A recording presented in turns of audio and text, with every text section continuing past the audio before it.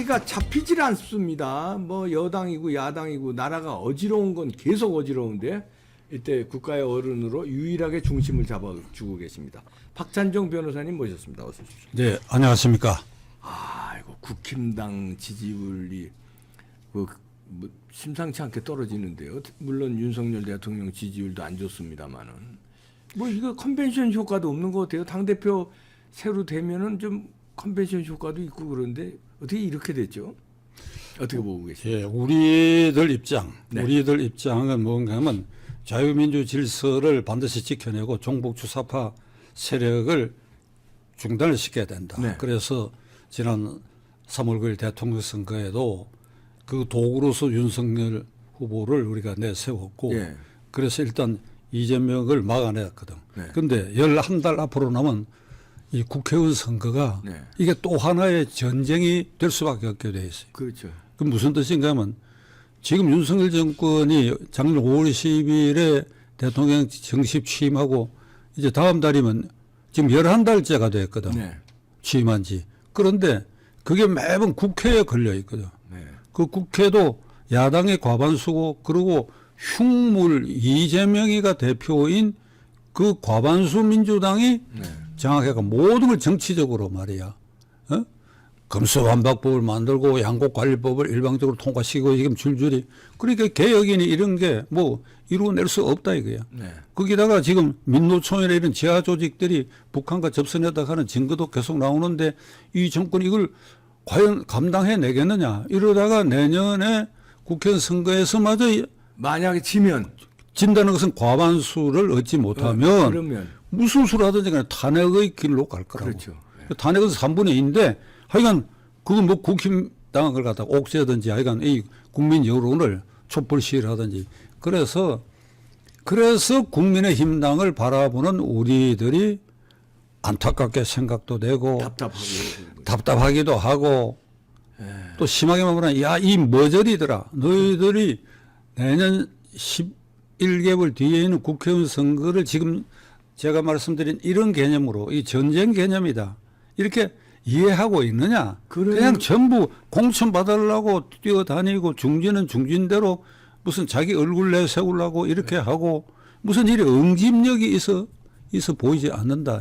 절체절명의 전쟁 상황으로 인식 못하고 있는 것 같습니다. 지금 하는 짓을 보니까요. 거의 현재 민주당에 비해서 국민의힘당 지지율이 이렇게 오늘 아침 갤럽은 지금 내가 나올 때 아직 발표가 안 됐더라고. 네. 그러니까 지난 주 초까지 발표된 거 보면 오차 범위를 넘어서 가지고 민주당이 10% 앞서 있는데 저는 국민의힘당이 민주당에 비해서 떨어지고 있다 이렇게 해석 안 해요. 네.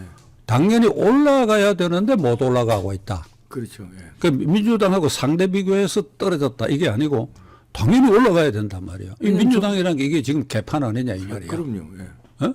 그 어제 오늘에는 전당대 돈폭도 상까지 터지고 대표라는 게 막 사법 리스크를 안고 있고 지난 주말에 그 외신기자 클럽에 가고 외신기자들이 첫 질문이 당신 때문에 5사람이 죽었는데 당신 위험 인물이 아니냐.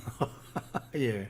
그러니까 이게 OECD 가맹 국가의 자유민주 질서 체제 아래서 대통령제건 내각제건 간에 그걸 운영하는 나라에서 제1야당이 의석의 과반수를 넘는데 당대표가 이런 일이 없거든. 없죠. 점과사범에 형수 욕설 파동에 사법 리스크 벌써 2개가 기소되어 있고 또 줄줄이 대기하고 이런 일이 있을 수 없거든. 이게 그러니까 이게 외신기자 눈에 대한민국 국민들이 이게 뭐냐 이게 개딸들 때문에 이러냐 아니다. 국민 전체 수준이 이런 수준이냐 이렇게 돼버려.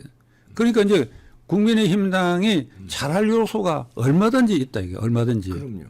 그렇잖아요. 앞에 경쟁자라는 게 이 꼴이니까 얼마든지. 반대 급부만 있어도 차이가 많이 났어야 되는데. 그 한두 가지 그 못 올라가는 그 이유를 이제 살피면 한 달 전에 전당대회가 이른바 컨벤션 효과가 전혀 없었다. 네.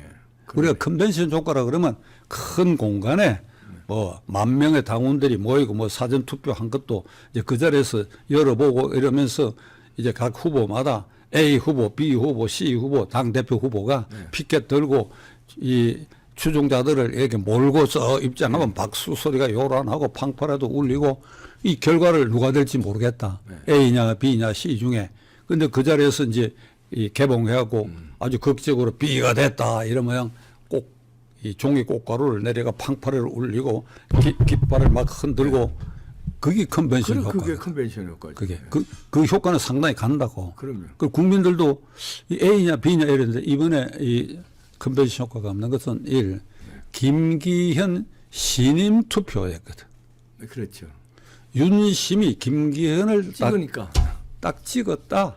그러니까 권리당원 여러분들은 여기 찬반 투표만 하라. 이게 이렇게 돼버린 거거든. 그러니까 뭐 안철수 전부 다 안 되는 게 됐으니까 그 현장에 그런 분위기라는 거 전혀 읽을 수가 없고 그 신임 투표로 결착이 나와버렸다. 네. 이게 국민들에게 아주 주는 일종의 충격이라고 나는 그렇죠. 봅니다. 그런데 이 과정에서 이준석, 유승민 배제, 특히 유승민 배제하기 위해서 이 경선 룰을 바꾼 거, 그건 나는 잘했다고 봅니다. 잘했죠. 예. 그건 잘했다고 봅니다. 책임당원으로만 하는 거 잘했죠. 이준석하고 유승민은 이 얘기가 나온 김에 이봉규 TV를 통해서 민주당으로 가라. 너희들 민주당으로 가거나 둘이서 공동대표가 돼가 당을 창당해갖고 그렇죠. 따로 살림을 차리라. 이 현재의 국민의힘당의 정체성하고는 정반대다. 네. 오히려 민주당보다도 더 해악적인 요소가 있다. 네.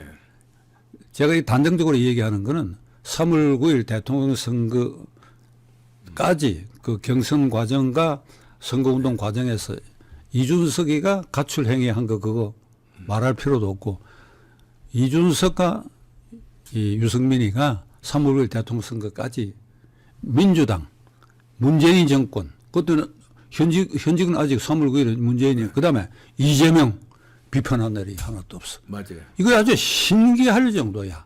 윤석열만 비판했습니다. 한 번도 비판한 일이 없어. 이병규 TV 시청자 여러분들 가운데 박찬종이가 이거 잘못 기억하고 있구나 싶다고 하는 사항이 있으면 이 댓글 올려주십시오. 제가 여기 나와서 얘기하면 댓글이 많이 올라오니까. 네, 많이 올라옵니다. 그 제 말이 제가 혹시 착오로 유승민 내가 기억은 전혀 없어. 저도 기억이 없어요. 그 다음에 네. 3월 9일 이후 오늘 현재까지 유승민은 지난주일에 뭐 민주당이 돼서 한마디 했는가 그런데 어제 그저께도 계속 윤 대통령 공격하고 있어요. 네.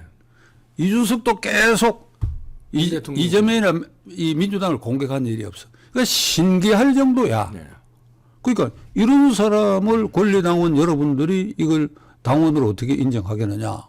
그러니까 경선 룰을 바꾸더라도 내가 보기에는 이건 일종의 정당방위 내지 긴급 피난적 조치니까 그 나는 양해할 수밖에 없다. 그런데 이게 나경원 제거하는 거 이거는 정말 이게 너무 거칠게 했다. 이게 거칠게. 그러니까 아마 그 용산의 깊은 곳에서는 저출산 고령화 대책위 부위원장 실질적으로 책임자니까 예. 하고 그다음에 기후 대사를 그렇죠. 시켜서 당신은 이것만 하고 대표는 좀 삼가해달라고 이런 신호를 보낸 건 틀림없는데 나경원 입장에서는 그래도 나가면 그만이지. 그만한 결기가 없이 어떻게 당대표하고 대통령 되려고 하는가 말이야. 그런데 그 과정에서 실수를 했거든. 저출산 고령화 대책 부위원장이면 거기에 걸맞는 걸, 그래, 대표가 나가든 안 나가든 간에 그걸 내놔야 되는데 헝가리에서 저출산 대책으로 신혼부부에게 예를 들면 우리 개념으로 하면 3천만 원을 대출해주고 애 하나 낳으면 1,000만 원, 둘 낳으면 2천만 원, 셋 낳으면 다 까준다. 이걸 불쑥 내놨는데 이거는 저출산 고령화 대책의 100가지 검토 사항 중에 하나일 뿐인 거를 그럼요. 이걸 그냥 불쑥 내놨. 그러니까 용산이 예. 빨끈할 수밖에 없는데 그냥 이 일을 두고 사의를 표명했으면 슬며시 받고 이게 아닌 말로 그냥 대표는 안 나가시는 게 어떻습니까? 이랬으면 괜찮은데 해임 이래버렸다. 해임. 그러니까 아니 나 같으면 나가요. 해임 그래 해임 좋다. 나 나간다. 그거 어떻게 할 거요? 어떻게 할 거요? 나 권리당원 심판받겠다. 그런데 자꾸 본인은 주저앉았는데 그 과정이 이게 찍어내기가 돼가지고 정무 조종 능력이 좀 없었죠. 이게 용산의 참모들이 지혜롭지 못했어요. 이게 못했다. 그래 이제 그런 것 때문에 겹쳐가지고 전당대회 컨벤션 효과라고 하는 것은 전혀 없었다. 네. 그다음에 지난 한 달 동안에 주요한 이슈가 한일 정상회담이거든. 네. 그리고 이제 지난 이번 주 초에 터진 용산 도청과 관련된 미국 언론의 보도 요 두 가지인데 요 직전까지 지금도 이게 한일 정상회담의 결과에 대한 그 이슈는 정쟁거리로 계속 이게 도마에 올려 있는데 그러니까 핵심은 정상회담에서 이게 독도 문제를 거론했다. 그 다음에 후쿠시마 연전 인근의 해상에서 멍게 등 네. 수산물의 수입 규제를 이걸 해제하는 방향으로 논의가 되었다 하는 게 일본의 NHK와 일부 신문에 보도가 됐기 때문에 이걸 이재명 등 민주당의 강경파들은 독도를 팔아먹었다. 그리고 이재명은 조만간에 후쿠시마산 수산물이 우리나라에 들어올지도 모른다. 이래가 서울시내 곳곳에 독도 팔아먹었다. 이러니까 그 외신 기자 회견에서도 어떤 외신 기자가 이렇게 도배절을 했는데 이거 어찌 생각하느냐 이러니까 이재명 말이 괴담이지요. 이래 괴담. 그러니까 이게 이 사람도 그렇고. 근데 문제는 국민의힘당 쪽에서 또는 용산 쪽에서 보면 이 괴담 수준이 국민의 인식에 영향을 주고 국민의힘당 지지율이 오르는 것을 갖다가 저지하는 요소가 돼 있다 한 데서 문제가 있는 그렇죠. 거라고. 그런데 여기에 박진 외무장관이 주요한 실책을 했어요. 초기에 국회에 가갖고 민주당 의원들이 독도 문제하고 이게 수산물 수입 규제 문제가 정상회담에서 논의되었느냐?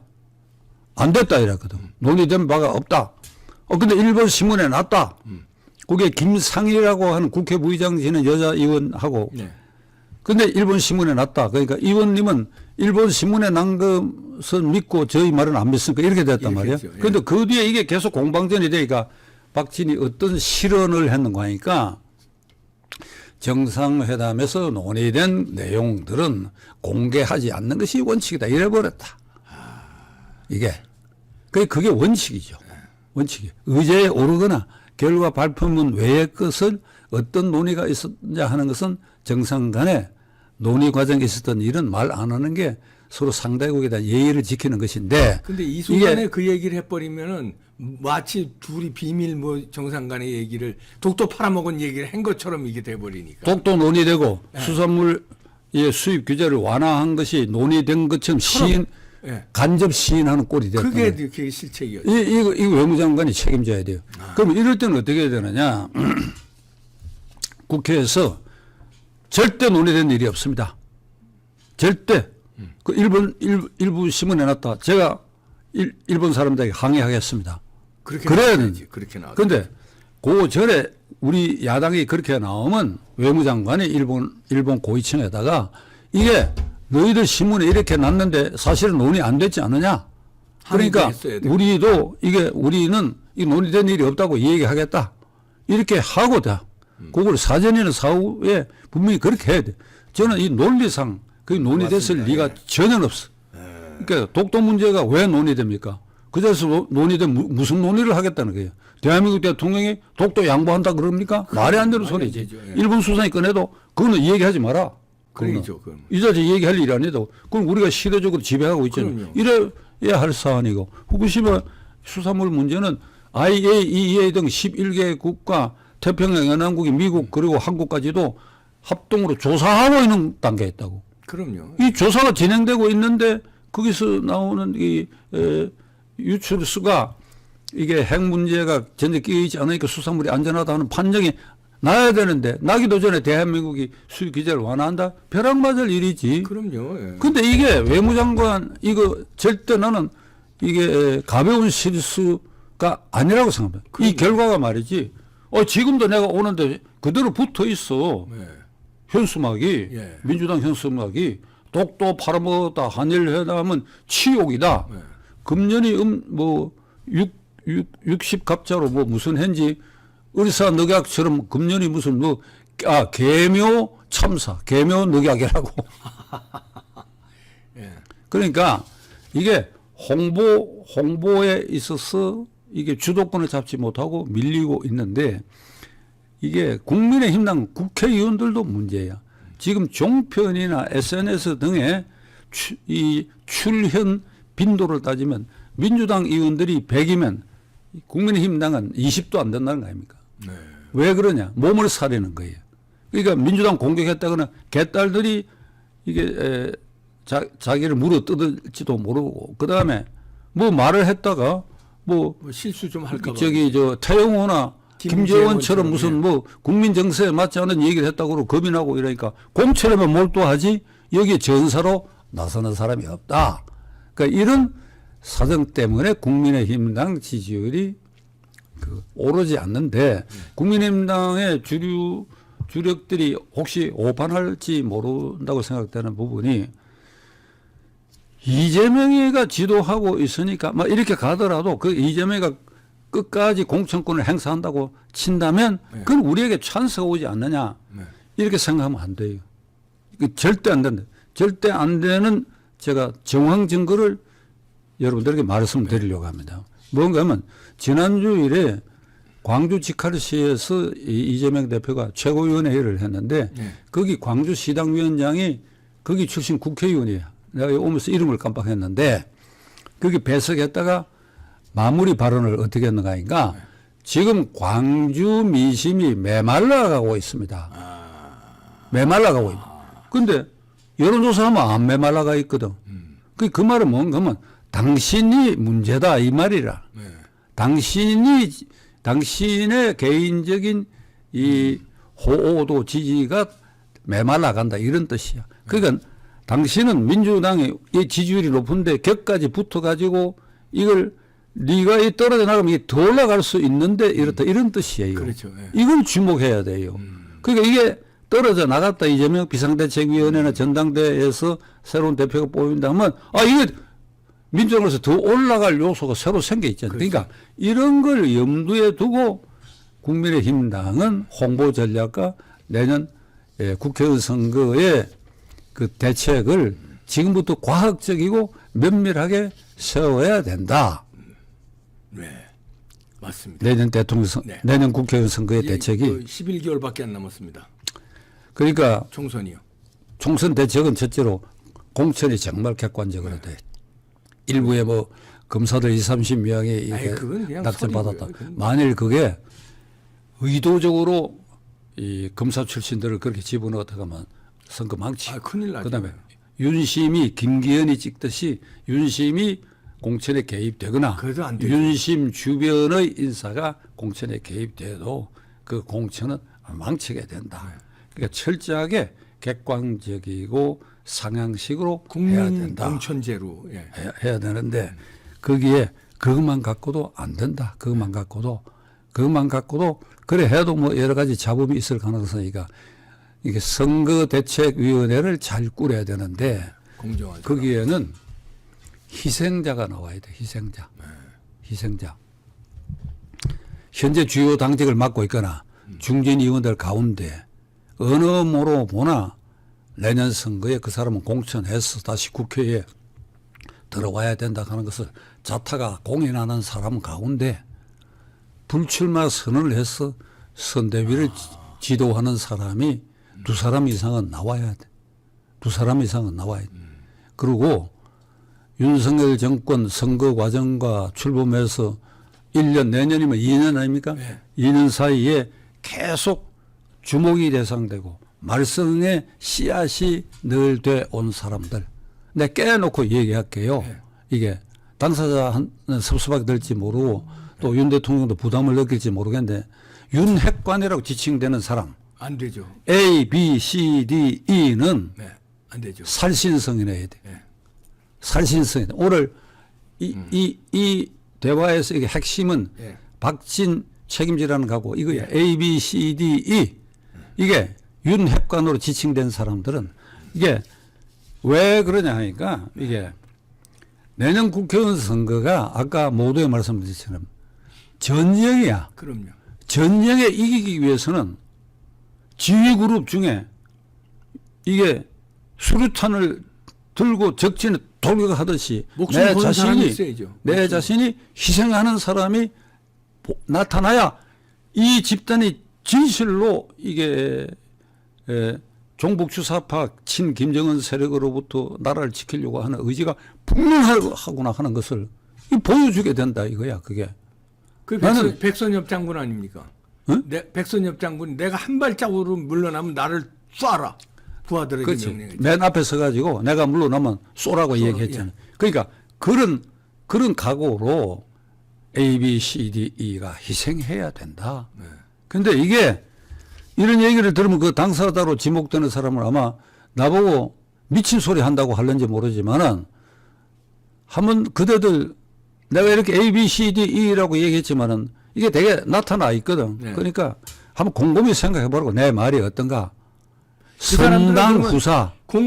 공천관리위원회에 들어가지 말라는 얘기입니까? 아니면 공천을 받지 말라는 얘기입니까? 아예 선거를 선거를 포기하라. 포기하라. 아하, 예. 그러니까 포기하고 뭐 그러니까 공천관리위원이 되든지 그거는 뭐 아, 별개 문제인데 아예 불출마 아예 선언하고. 그러니까 불출마 선언하고. 공천에도 과하지 말고 그렇게 해서 선대위에 이름을 얹어 가지고 유세를 하러 유세만 하러 다녀. 다니면서 무슨 얘기를 하니까 내가 왜 이번에 입후보하지 않았나?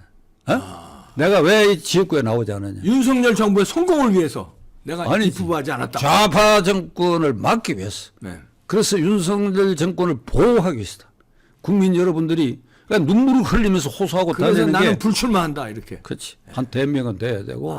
그리고 이제 비례대표도 1, 2번에 배정받은 사람이 있다면 나 반납합니다. 그런 게 그렇게 하고 이게 A, B, C, D, E에 합류해서 한 7명쯤 이런 전사들이 나오면 네. 그 이전 것은 다 덮어질 수가 있어. 좋은 방법이네요. 다 덮어질 수가 있어. 아니 변호사님도 그 비례대표 상위 받았는데 그 포기하셔가지고 사모님한테 야단 많이 맞으신 적이 있죠.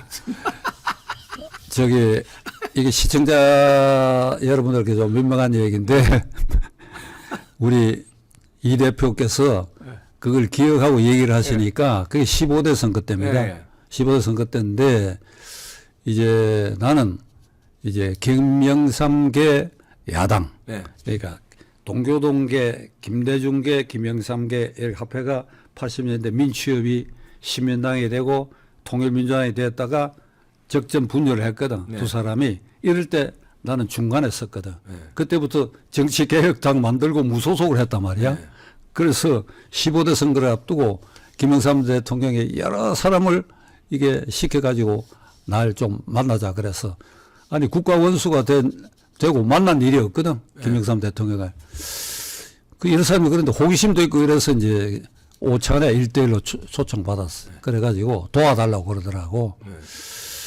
그래가 그때까지도 내가 총재님이라 할까 뭐 호칭을 어떻게 할까 약간 망설이다가 애매하게 얘기했지. 아직은 내가 그 휘하에 안 들어간 상태니까. 그렇지. 예. 많은 이들이 저의 정치개혁 운동을 보고 너는 그렇게 계속 나가야 박찬종이 아름답다 이렇게 모두 생각하고 있습니다. 네. 그러니까 지금 말씀을 선뜻 받아들이기가 저로서 망설여집니다. 그러니까 무슨 소리 좀 도와달라고. 그래가 결국 내가 투항을 했어. 네. 해가지고 선거대책위원장 이회창하고 나하고 됐는데 그러니까 그때는 핸드폰 시대가 아니니까 우리 집에 전화가 막 걸려와. 내가 그때는 서초갑구 출신 현역의원이었으니까 네. 너와 김영삼이 밑으로 가느냐고. 예. 혼자 있는 네가 아름답다 이래요. 실제로 그렇게 얘기를 해요. 네. 그래 내가 여론조사를 시켰어. 박영준이라고 그 양반 지금 잡고 했는데 그게 무슨 여론조사 기관인가. 그러니까 서초구 유권자 500명을 상대로 내가 김영삼 당에 가도 좋은지 어떤지를 물어보라 그랬더니 50%가 나와서 예. 그래서. 그래 이제 이거 어쩔 수 없구나 하고 이제 와에서 이제 만나러 들어가고 이 통계를 얘기했더니 뭐라고 하니까 그 자네가 들어와서 활동하면 이게 80~90% 올라갈 거 아니냐 이러더라고. 그렇지, 예. 그래 그러니까 뭐 그래 동의해갖고 이제 선거대책위원장이 됐는데 이게 계속 내가 마음에 찜찜해. 그러니까 그 내 여론은 이 정치인 중에서 상당히 높았거든. 그렇기 그렇죠, 때문에 이것 때문에 내가 이게 마침 비례대표 내가 2번이다 이거야. 이해창 1번이고 네. 선대위원장 둘 중에 내가 2번이다 이렇게 발표가 됐는데 내가 마침 이게 5선 국회의원인데 6선 이걸 쉽게 하려고 이렇게 들어간 것처럼 자격지심이 생겨요.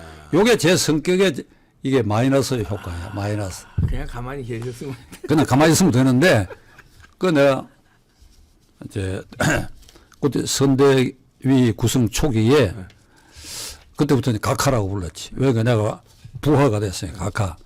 저 비례대표 이번 뒤로 빼 주십시오.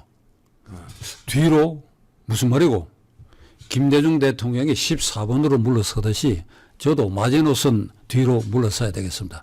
그 눈을 깜빡깜빡 하더니 말이지. 대통령이 요래 앉고 요렇게 앉아 있었거든. 네. 내 손등에 찰크닥 소리가 날 정도로 이렇게 두들기더니 사이즉생이다. 김공공하고 같나 이러더라고. 네. 김공공하고 같은 게 아니다 이게. 김대중하고 같냐 이 소리죠. 그러니까 그래가지고 이제 18번까지 된다 이게 18번까지. 그때는 이 정당 득표율로 따질 때니까. 그렇죠. 예. 그래가지고 몇 내가 번 받으셨어요? 18번 하락하는 걸 사무총장이 안 한다. 이 19번, 20번, 21번으로 배치가 됐어. 네. 내가.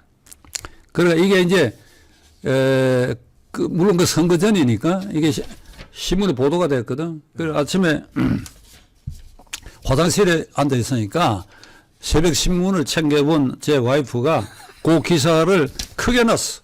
네. 내 지금 기억으로 모두 박스로. 네. 박찬종 선대위원장 비례대표 마지노선 밖으로 이러니까 미담 기사로. 네, 미담 그 기사로. 네. 내가 그걸 노린 것이지. 네.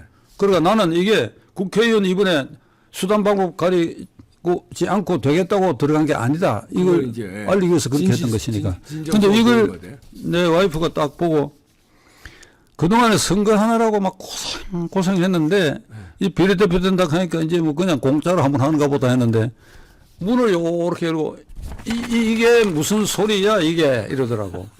아 이게 어제 기자회견을 그 사무총장이 했거든. 그러니까 그건가 보다 싶어가 시침 뚝 떼고 무슨 기사인데 이러니까 국회의원을 뒤로 뺀다는 게 말이 되느냐 이거야. 그러니 화장실에서 나왔더니 사모님 입장에서는 그러죠. 얼마나 고생을 화장실에 했는데. 나왔더니 이러더라고. 두고 보라고. 알아주는 사람도 없고 손해 볼 거라고. 아, 딱 그대로 됐어. 결국 손해 봤잖아요. 그대로. 알아주는 근데 사람도 나는 그 당시 이 선거운동 기간에 서울 시내가 47개 선거구입니다. 네. 47개 선거구에 지금도 아마 47개. 당시 이 신한국당이 27개야. 네. 예? 네. 과반수가 넘었어. 전국이 과반수가 넘었어. 김영삼 3년 차에. 네. 그거는 물론 그 다음에 IMF가 왔는데 3년 동안에 와이에서 큰 실수가 없었거든. 초기에 금융실명제 하나 외척결 좋은 일 많이 했는데 근데 그것도 하더라도 피곤증이 있는데 서울 시내 47개인데요. 홍준표도 송파구 대부분 1000표 차이야. 1000표 차이야. 그래서 이것을 김영삼 대통령이 인정을 한 거예요. 결정적으로 견인을 하셨네요. 박찬종 효과다. 그렇지. 그리고 곳곳에 다니면서 그리고 정당 연설원으로 이 공중파 연설에도 많은 분들이 왜 21번으로 물러서느냐 이렇게 걱정하는 분들이 많은데 저는 걱정하지 않습니다. 여러분들이 우리 후보들을 많이 지지해주가 득표율을 올리면 저까지 들어갈 수 있는 거 아닙니까? 이런데 그게 사람들 가슴에 닿은 거 그렇지. 그리고 곳곳에 다니면서 노래도 부르고 말이야. 이제 이거 아주 쓸데없는 얘기 뭐 아닙니다. 쓸데없는 이게 얘기가 내가 그런 민망한 얘기들 내가 사실성이 나는 사람이 나와야 된다 이 소리야. 이런 경험을 했기 때문에 자신 있게 말씀하십시오. 그때 김영삼 정권의 이 분위기와 지금 윤석열 정권의 분위기와는 조건이 완전히 다르고 이건 전쟁을 해야 되니까 네. 적어도 희생자가 6, 7명이 나와야 되고 윤핵관이라고 지칭되는 사람은 한 줄로 서서 우리는 포기한다. 네. 이렇게 하자 하면 그 모든 게 덮여질 수가 있다. 네. 이게 나라가 심각하구나 하는 것을 되새김질하게 되고 네. 그럼 중간 부동표도 확실히 움직이게 되는 것이다. 그렇죠. 장제원 아니 사람 이름은 예, 얘기하지. 제가 얘기한 겁니다. 제가 잘 들었죠? 네, 박찬정 변호사님이셨습니다.